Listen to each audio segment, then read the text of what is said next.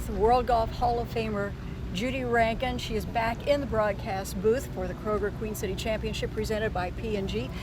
Judy, welcome back to Cincinnati, not just to Cincinnati, but to this golf course. Yeah, thank you. It's been a really long time, and to be extremely honest, I do not remember the golf course from when I played when I was 18, but I did remember this kind of iconic clubhouse. When I came in, I thought, I do remember that. So, and I also remember that this was a very good test of golf, and still is for sure. Played in the 1963 U.S. Open, and Althea Gibson was also in that field as well. Yeah, Althea was a friend, and I see obviously what all goes on in golf today, but what all goes in tennis today, and realize, what a groundbreaker she was. So let's talk about the LPGA being back here in Cincinnati, and we've talked a lot this week about it's been 30 years since the LPGA was here in Cincinnati. Of course, the LPGA Championship was played here. What does it mean for a city to have a major league sporting event like this? And what does it mean for the tour to be able to come back?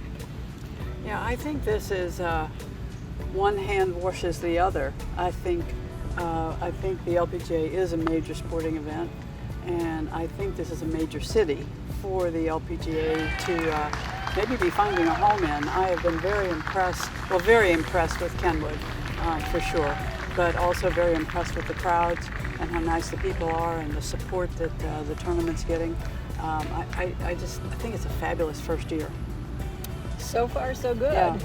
And let's talk about kind of the history of the LPGA. And you were, one of the pioneers, and you worked so hard. You and your cohorts worked so hard to work the crowds and shake the hands and sign those autographs. You broke the $100,000 earnings barrier. And now, today, we have players winning $1 million plus. Yeah. Way over 1 million, actually. A number of them are way over 1 million. The tour this year is going to play for more than $90 million.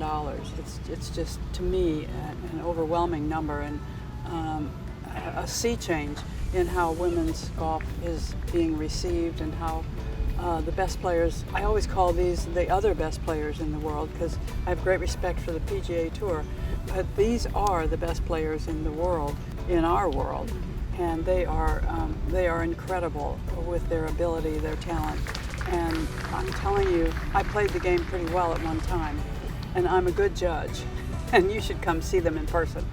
And let's talk a little bit about that, because you were 17, went on the LPGA Tour. We saw a 14-year-old qualifying. Yes. And you see somebody like Gianna Clemente on this course, really holding her own with the rest of the field.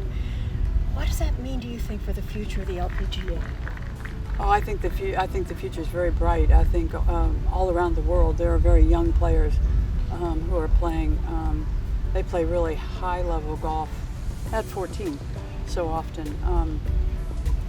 Between college programs that then get some players ready for the tour, and then this tour, which will take you at 18 if you're good enough, and possibly even before you're 18 if you're good enough. You don't come to the tour any longer to learn to play. When I was 17, I think you did that.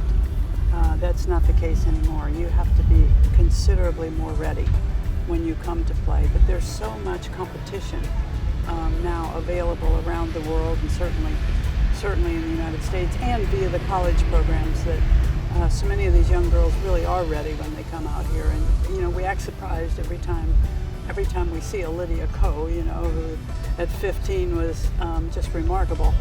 But I don't know why we should be surprised.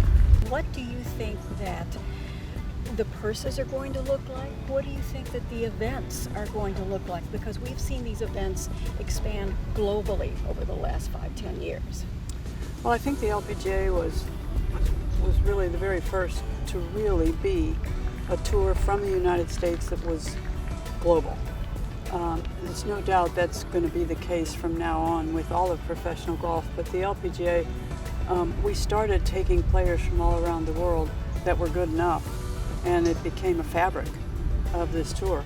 And I think it's something that viewers and people who read scores in the paper and maybe don't recognize a name, rather than be frustrated by that, I think you should take certain pride in the fact that this American organization has created this, and I am pleased that my organization welcomed all comers that were good enough.